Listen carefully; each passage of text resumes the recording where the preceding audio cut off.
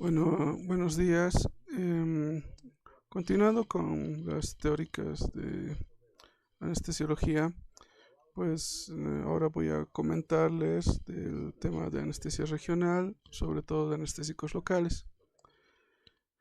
Los anestésicos locales son medicamentos que son utilizados frecuentemente, y la intención de los anestésicos locales es que cuando son aplicados cerca de membranas neuronales de los axoplasmas, digamos, produce un bloqueo reversible de la conducción de impulsos nerviosos.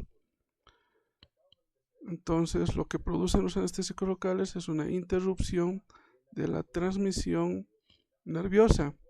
Esta transmisión nerviosa afecta tanto a la parte vegetativa, a la parte sensitiva y al área motora de las áreas que han sido afectadas por la administración de anestésicos locales. Entonces, la clave es entender que estos medicamentos producen un bloqueo reversible de la conducción nerviosa, y este bloqueo de los impulsos nerviosos afecta a lo que conocemos de la fisiología del sistema nervioso. Recordando cómo está constituido los nervios periféricos, por ejemplo, los axones, las fibras nerviosas, pues están recubiertos con un tejido conectivo que es el endoneuro. Ahora, la suma de diferentes fibras nerviosas envueltas en otro tejido conectivo le llamamos perineuro. Este conjunto de fibras nerviosas ya le llamamos fascículo. Y el conjunto de fascículos que están reunidos en una sola cobertura de tejido conectivo, que es el epineuro, ya conocemos que es el nervio. También recuerden que la transmisión nerviosa se divide en fibras mielínicas y fibras amielínicas. Las fibras mielínicas son las fibras tipo A, que se subdividen en fibras A alfa, A beta, A gamma y A delta. Luego tenemos las fibras tipo B, que igual tienen mielina, y las fibras sin mielina, amielínicas, son las fibras tipo C. El detalle que tengan mielina, una vaina de mielina, hace que la velocidad de conducción, la velocidad del impulso nervioso sea más rápida. Por eso, como ven, las fibras tipo A, que están muy bien mielinizadas, tienen velocidades de conducción muy rápidas. Y obviamente esto va en relación con el diámetro del grosor de la fibra nerviosa. ¿Por qué la transmisión nerviosa es más rápida en fibras mielínicas? Es que la propagación se hace a través de los impulsos nerviosos.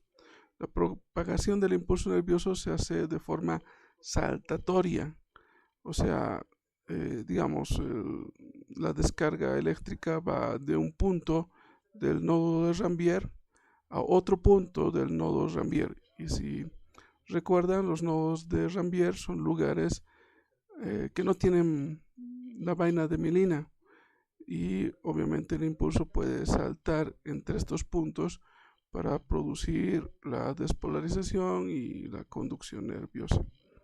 A comparación de las fibras tipo C amielínicas, que al carecer de vaina de mielina, pues la información nerviosa tiene que viajar en el transcurso en toda la longitud del nervio, ¿ya? Entonces recordamos cómo está constituido el nervio, este detalle de la velocidad de conducción, y ya un poquito entrándonos al tema, los anestésicos locales, pues hay varias formas de aplicarlo, ¿no? Puede ser a través de una infiltración, puede ser a través de un bloqueo de nervio periférico o de plexos braquiales, la anestesia superficial, que es con los lidocaínas en spray, por ejemplo. Entonces, ¿qué es lo que hacen los anestésicos para producir un bloqueo del impulso nervioso. Recordando la fisiología, pues recuerden que en la membrana celular hay una diferencia del potencial de membrana, o sea, una diferencia de las cargas eléctricas, y pues la parte externa, digamos, la parte extracelular es más positivo a comparación de la parte intracelular, que es negativo. Es por eso que los potenciales de membrana que llamamos de reposo generalmente pueden estar a menos 70 milivoltios, o sea, un potencial de reposo negativo. Cuando ocurre un fenómeno de transmisión nerviosa, esto puede ser una transmisión eléctrica o elementos químicos, producen una despolarización. Esta despolarización se produce principalmente porque de la parte extracelular empiezan a ingresar iones positivos, como son el sodio, y empiezan a aumentar el potencial de membrana, el potencial de reposo, a acercarse al potencial umbral. Una vez que alcanza el potencial umbral, se produce la despolarización de toda la fibra nerviosa, alcanzando valores positivos, por ejemplo en este caso de más 30 milivoltios. Entonces hay un potencial de reposo. Este potencial de reposo, al recibir un estímulo eléctrico químico, se despolariza, primero alcanzando el potencial, la potencial umbral, y si alcanza el potencial umbral, recién se hace una despolarización completa. Esto es producido por la entrada de iones de sodio. Una vez que alcanza el tope de su potencial de acción, ocurre el fenómeno de repolarización. Este fenómeno de repolarización se debe a la salida de iones de potasio, pero en este caso de los iones de potasio. Entonces, entrada de sodio, salida de potasio. Y para lograr otra vez que se restablezca los iones de sodio y potasio, existe las bombas sodio-potasio ATPase que botan el sodio afuera y el potasio lo meten adentro para otra vez hacer ese equilibrio en el potencial de reposo. Ya, entonces el potencial de acción, el estímulo eléctrico, la transmisión nerviosa, la transmisión de conducción está constantemente haciendo una variación de los potenciales de membrana de la fibra nerviosa, fascículo nervioso, nervio, hasta llegar a centros, ¿no?, del sistema nervioso central. Entonces los anestésicos locales, para bloquear a esta fisiología que hemos hablado, primero hay que hacer una inyección del anestésico local. Esta inyección del anestésico local produce una difusión a través de la membrana del nervio. ¿Ya? Esta difusión lo hace bajo formas. Los anestésicos locales tienen dos formas en su estructura química: formas ionizadas y formas ionizadas. Las formas no ionizadas de los anestésicos locales es la parte de la molécula que ingresa a través de la membrana celular del nervio. Las fibras no ionizadas son las que permiten, son lipofílicas, y estas permiten atravesar la membrana celular. Y una vez dentro de la parte intracelular, se vuelven formas ionizadas. ¿Ya? La forma no ionizada atraviesa la membrana celular, pero ya dentro se tiene que volver una forma ionizada para tener contacto con el receptor y producir su principal mecanismo de acción, que es el bloqueo de los canales de sodio. Entonces, una vez que ocurre el bloqueo del canal de sodio, obviamente no hay la entrada de sodio en la fase de potencial umbral y menos en la fase de despolarización. Entonces, si una vez que bloquea el canal de sodio, disminuye la despolarización, inhibe la propagación del potencial de acción y se produce totalmente el bloqueo anestésico. O sea, de lo que hemos platicado, lo normal es que entre sodio, alcance el potencial umbral y se proceda a la despolarización. Pero los anestésicos locales, al bloquear el canal de sodio, evitan el ingreso de moléculas positivas, iones positivos. Por lo tanto, la transmisión nerviosa no alcanza el potencial umbral y no hay despolarización. Es por tanto que en esta imagen pues hay como una especie de corte, interrupción de la transmisión. Como les había comentado, esto no solo afecta a fibras sensitivas. Los anestésicos locales bloquean tanto fibras vegetativas, sensitivas y motoras. Es por eso que clínicamente se observaría que después de un bloqueo nervioso, primero hay un bloqueo simpático. Por eso se puede producir vasodilatación o aumento de temperatura en la región que está afectada por el anestésico local. Posteriormente hay una pérdida de sensibilidad dolorosa y térmica, pérdida de la propioceptividad, pérdida de sensación tacto y presión y al final se produce recién una parálisis motora. Entonces todos estos eventos clínicos son secuenciales, pero necesitan cierto tiempo para producirse la parálisis motora. O sea, las fibras motoras de los nervios son los últimos en ser afectados por completo. Primero son las fibras vegetativas y luego son las fibras sensitivas y al final son las fibras motoras.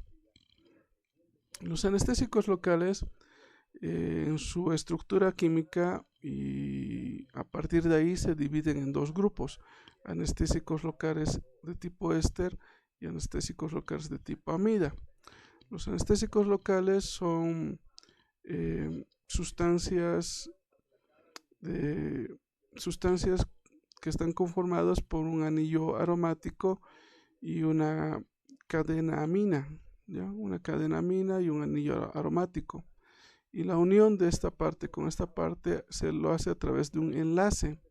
Este enlace puede ser un enlace éster o puede ser un enlace amida, y de ahí se ha dividido que los anestésicos locales, desde el punto de vista bioquímico, se subdividen en anestésicos locales de tipo éster y anestésicos locales de tipo amida. Esta variación obviamente repercute en la parte clínica.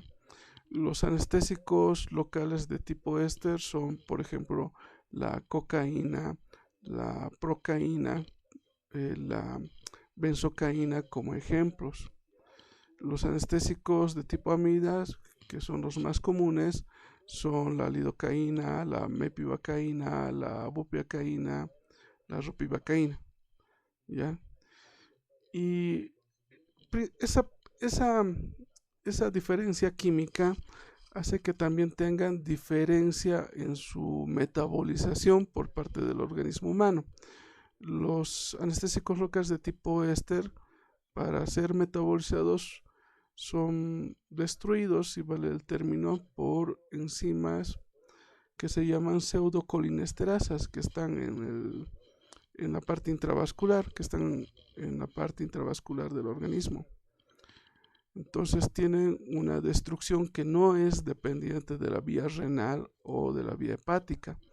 En cambio, los anestésicos locales de tipo amida sí son eliminados por vía hepática principalmente. ¿Ya? Ahora, para que un anestésico local se considere potente, o sea, su potencia anestésica, depende de qué tan liposoluble es. ¿Por qué depende de esto? Porque obviamente depende de atravesar la membrana celular gracias a que es lipofílico. Si no fuera lipofílico, sería menos potente el anestésico local. Entonces, como pueden ver, aquí hay diferentes rangos de liposolubilidad, ¿ya? El grado de duración del anestésico local, uno de los factores es la unión de proteínas.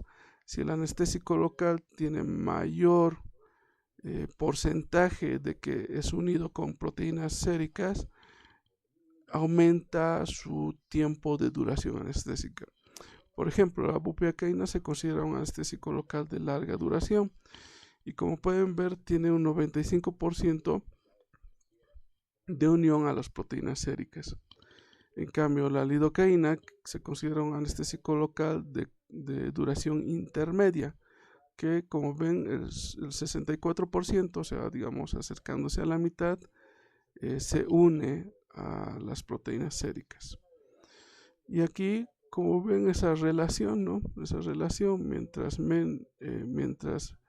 menos te unes a las proteínas séricas, tienes un tiempo de duración más corta, intermedia o prolongada. Ahora, este punto que les había comentado de que tiene que haber una transformación de un anestésico local no ionizado y en la parte intracelular un anestésico local ionizado, depende de esta constante que es la pKa. Esta pKa es un dato, es un indicador el cual nos dice qué tanto de fracción ionizada está el anestésico local en un pH fisiológico. Ya es un dato bioquímico. O sea, mientras este número del pKa esté más cerca del pH fisiológico, hay mayor porcentaje de fracción ionizada. Ya es por eso que los anestésicos locales que se acercan al pH, que su pK se acerca al pH fisiológico, tienen mayor rapidez de inicio de acción. Por ejemplo, analizando la parte de la lidocaína, como pueden ver, su pK es de 7,9. Eso hace que su fracción ionizada esté al 76% y sea más rápido, digamos, en hacer el bloqueo de los canales de sodio. ¿Ya? Aquí hay otra imagen que refuerza la misma idea. Si el pKa se acerca al pH fisiológico, hay mayor fracción ionizada.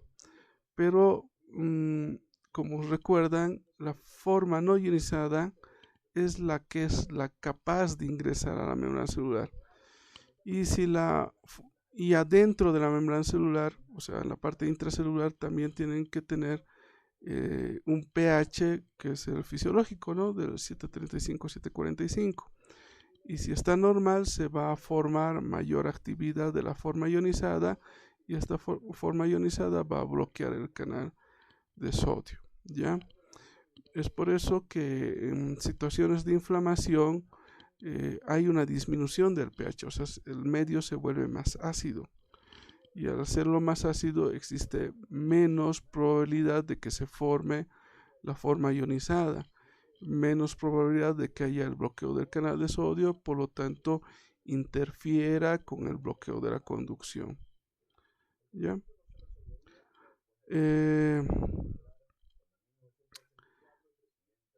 Estos son los puntos que, como les he comentado alguna vez, es darles ciertos tips, ciertas ideas que les ayude a entender esta parte de los anestésicos locales.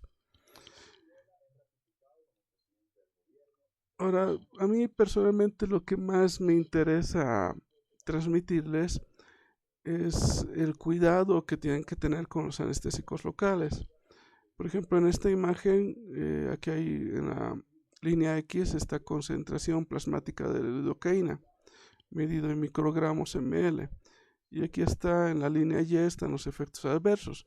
Entonces, como pueden ver, a mayor concentración, a mayor cantidad en sangre, aumenta, se hace presentes diferentes efectos adversos. Digamos, inicialmente puede haber fotopsias, mioclonías, tinitos, mareos, adormecimiento perioral, sabor metálico en la boca, etc. Va aumentando las concentraciones, pérdida de conciencia, convulsiones, va aumentando las concentraciones, coma, aumenta las concentraciones, paro cardiorrespiratorio o a mayor concentración, un colapso cardiorrespiratorio. Entonces, como les comento en mis grupos que me mandan, los medicamentos tienen un lado benéfico, pero al mismo tiempo tienen un lado de no beneficio, más bien de riesgo. Entonces, son como los medicamentos o todo lo que hacemos los humanos tiene siempre doble cara, una cara buena y una cara mala. Entonces, partiendo de esa idea, los fármacos que consideramos anestésicos locales tienen beneficios. Por ejemplo, te hacen adormecer, al bloquear el impulso nervioso te pueden hacer curaciones dentales, se puede liberar abscesos, cirugías de traumatología, bloqueos para cesáreas, varias cosas. O sea, tienen beneficios, pero su efecto, su lado oscuro, es que tienen riesgo de reacciones adversas. Estas reacciones adversas se pueden presentar incluso con infiltraciones locales. Es por eso necesario transmitirles estos riesgos. Primero, la primera recomendación que tengo que hacerles, que cuando se infiltre un anestésico local en una herida, en un absceso, en alguna situación, lo mejor es pinchar y al retroceder la aguja, recién inyectar el anestésico local. ¿Ya? Es la primera recomendación. Pinchan y al retroceder recién van inyectando el anestésico local. Eso es la primera recomendación. La segunda recomendación es que cada vez que yo quiera inyectar el anestésico local, hago una microaspiración, o sea, jalo el émbolo para atrás, y si noto que hay sangre, o sea, aspiro sangre, hay presencia de sangre en lo que estoy aspirando, no se administra, sino se cambia de posición la aguja. O sea, cuando pinches es mejor hacerlo, inyectar el anestésico local cuando va retrocediendo la aguja, y segundo, no al aspirar, hacer microaspiraciones antes de inyectar, que no haya la salida de sangre. ¿Para qué? Para no inyectar directamente al torrente circulatorio, porque con esta gráfica estoy intentando graficarles que los efectos adversos dependen de la concentración plasmática que pueda adquirir el anestésico local. Es por eso que van a haber preparados, por ejemplo aquí de la lidocaína, pueden tener preparados formas farmacéuticas que tengan adrenalina. Si el anestésico local viene con adrenalina, se puede inyectar y la adrenalina va a ser una vasoconstricción local. Al producir una vasoconstricción local, disminuiría la tasa de absorción por la parte del lecho vascular. Y si disminuye la absorción, pues disminuye la concentración plasmática en el tiempo. No es tan rápido, no es tan elevado a comparación si no tuviera el vasoconstrictor. Ahora, si me preguntan, generalmente se utiliza vasoconstrictor en nuestro medio, y la respuesta es no. ¿Por qué? Tal vez por falta de experiencia de administrarlo con el vasoconstrictor, o de repente por la disponibilidad del medicamento. No es muy común que en los servicios de urgencias tengan lidocaína con epinefrina o bupivacaína con epinefrina. Es poco común, digamos.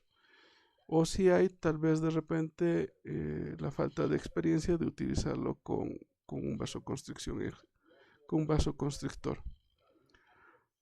Y la tercera recomendación es tener cuidado de evitar que el anestésico local pase su dosis máxima o su dosis tóxica. Por ejemplo, la lidocaína, su dosis máxima varía dependiendo de qué PDF o libro lean, pero generalmente es entre 4 a 5 miligramos kilogramo peso, generalmente. Entonces hay que hacer una pequeña multiplicación. Digamos, yo peso 80 kilos. 80 kilos por 5 sale 400 miligramos. Entonces no tendría que pasarme de 400 miligramos en una persona de 80 kilos para evitar que haya mucha concentración sérica y se produzcan los efectos adversos. Entonces hay que evitar que no pase estas dosis techo, dosis tóxica. Ya, la lidocaína, como les comentaba, que es uno de los más esenciales, más utilizados en nuestro medio, su dosis máxima sin epinefrina, sin adrenalina, sin vasoconstrictor, varía entre 4 o 5. En cambio, cuando se administra con vasoconstrictor, aumenta la dosis de 7 miligramos kilogramo peso. O sea, en vez de tener 80 kilos por 400 miligramos como dosis máxima en una persona de 80 kilos, aumentaría, si el paciente fuera de 80 kilos, 8 por 7, sale 560 miligramos. Entonces, cuando está con vasoconstrictor, hay chance de ponerle mayor cantidad de anestésico local. ¿Y por qué? Porque, como les estaba comentando, el vasoconstrictor limita la absorción de concentraciones del anestésico local en el torrente sanguíneo. Otro que utilizamos bastante, la bupivacaína, dosis máxima sin epinefrina es 2 miligramos kilogramo peso, pero con epinefrina puede aumentarse la dosis de 2.5 hasta 3 miligramos kilogramo peso. ¿Ya? Entonces, esta simple multiplicación, divisiones, hay que hacer un poquito de ejercicios para no equivocarnos. Si ustedes me preguntan, los anestésicos locales en sus presentaciones, ¿cómo vienen? Pues la lidocaína viene al 2%. Eso significa que hay 20 miligramos por cada ml. Y la bupivacaína, que es otro que utilizamos bastante, viene al 0,5%. Eso quiere decir que hay 5 miligramos por cada ml en el frasco o en ampolla que venga, ¿ya? Entonces hay que saber de los medicamentos su concentración, su relación miligramo-ml para poder hacer una determinada dosificación y obviamente evitar estos riesgos, estos efectos adversos, que básicamente se clasifican en neurotoxicidad y en cardiotoxicidad. La neurotoxicidad se caracteriza porque se caracteriza por parestesias como dato clínico con mucha frecuencia en la lengua o en la mucosa perioral. Es por eso que aquí se asocia con el sabor metálico, presencia de tinnitus, alteraciones visuales, agitación psicomotriz, temblores, convulsiones y coma. Por ejemplo, digamos, si mi paciente le administramos mucho anestésico local, lamentablemente convulsiona, pues estas convulsiones pueden desembocar, por ejemplo, en broncoaspiración de su saliva, de su contenido gastrointestinal, etc. Entonces, tienen a esta parte, a estas manifestaciones clínicas, las asociamos como neurotoxicidad, reacciones adversas. Y la otra forma, la forma de cardiotoxicidad, es que las concentraciones sanguíneas se han elevado tanto que producen alteraciones en la parte nerviosa del corazón. en el sistema sinusal del corazón. Por eso se pueden asociar con alteraciones de ritmo cardíaco, como aumento del intervalo PR, aumento de la duración del complejo QRS, se asocia con aumento de bloqueos auriculoventriculares, presencia de taquicardia ventricular o fibrilación ventricular. ¿Ya? ¿Por qué puede haber alteraciones neurológicas, alteraciones cardíacas? Simplemente por su mecanismo de acción, porque la parte del sistema nervioso central también está asociado con canales de sodio, con la transmisión nerviosa, con canales de sodio, etcétera, etcétera. Y la parte del corazón, recuerden que el potencial de acción cardíaco en las primeras fases igual involucra la entrada de sodio a las células cardíacas. Es por eso que se puede generar arritmias. ¿Ya? Y esto tal vez en algunos estudios está más asociado con anestésicos locales que son liposolubles. Como habíamos visto, pues la bupivacaína, la cocaína y bueno, estos ejemplos. Bueno, si tendríamos la mala suerte de presenciar una reacción adversa secundaria a la administración de los anestésicos locales, esto se podría revertir, tratar, bueno, enfocándonos principalmente a disminuir la actividad cerebral. O sea, si mi paciente entra con agitación mental o temblor o convulsiona, se tendría que administrar un hipnótico que puede ser de acción corta o de acción intermedia. Por ejemplo, aquí está mencionando las benzodiazepinas, como el diazepam, el midazolam, pero también se pueden utilizar hipnóticos de acción corta, como el propofol o el tiopental sódico.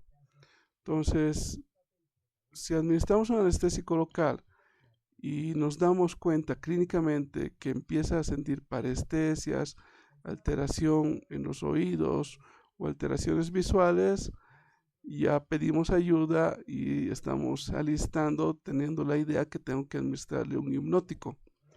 Y si se presentara la agitación, temblor o convulsiones, ya es indicación para administrarle la benzodiazepina. ¿Ya? Obviamente aquí hay que hacer, como algunas veces han comentado en teóricas, el manejo ABCDE, ¿no? Entonces, proteger la vía aérea, administrar oxígeno, parámetros cardiocirculatorios, el estado mental y exploración física. ¿Ya? Y obviamente el tratamiento en ese momento es pensar en hipnóticos. En cambio, en la parte cardiotoxicidad, si lamentablemente el paciente presenta un bloqueo auricular o taquiarritmias como la fibrilación o la taquicardia ventricular, pues aparte de pedir ayuda, de pensar en el soporte cardio cerebropulmonar básico y avanzado, la clave es manejar la arritmia, o sea, nos iríamos al flujograma de taquiarritmias de la Asociación Americana del Corazón y manejamos el estado del bajo gasto cardíaco, por ejemplo, haciendo cargas con soluciones cristaloides. Pero el detallote que espero que lo memoricen es que se puede revertir los efectos cardiotóxicos con una una administración de una emulsión de lípidos al 20%. Los lípidos son utilizados para la nutrición parenteral, o sea, la nutrición que entra por la parte endovenosa. Si tuviéramos a mano esa nutrición parenteral que se llama a su nombre comercial Lipofundin, se podría administrar más o menos entre 1 a 2 miligramos kilogramo peso y esta dosis empezaría a atrapar al anestésico local, para que me entiendan, porque son liposolubles. Empiezan a atrapar el anestésico local, a disminuir la concentración sanguínea y por lo tanto disminuir los efectos cardiotóxicos. ¿Ya? Entonces, como dice aquí, interacción captura los anestésicos locales porque son liposolubles y suministra energía, ácidos grasos a las células cardíacas, ¿no? Como segundo efecto de acción. Para terminar esta charla, en la siguiente comentarles que van a hablar un poquito más de técnicas de anestesia regional, como la anestesia superficial, que son la anestesia tópica, la infiltración, tal vez hablar de bloqueos de nervios periféricos, que incluye los bloqueos de plexos, de los diferentes plexos del organismo, o incluso tal vez un poco más fuerte el bloqueo neuroaxial, que son las técnicas que se hacen, ¿no?, cerca de la médula espinal. Tienen su lado bueno, permiten cirugías, permiten tratar el dolor, resolver situaciones de los pacientes, pero siempre teniendo estos cuidados, como les había comentado, de evitar que no haya sangre en la administración del anestésico local, cuidar la dosis tóxica, y ya tienen en mente o ya tienen el tip de que pueden haber efectos nefastos como la neurotoxicidad o cardiotoxicidad. Bueno, si tuvieran algunas consultas, pues la pueden escribir en la plataforma que estamos utilizando, y pues decirles gracias por su atención.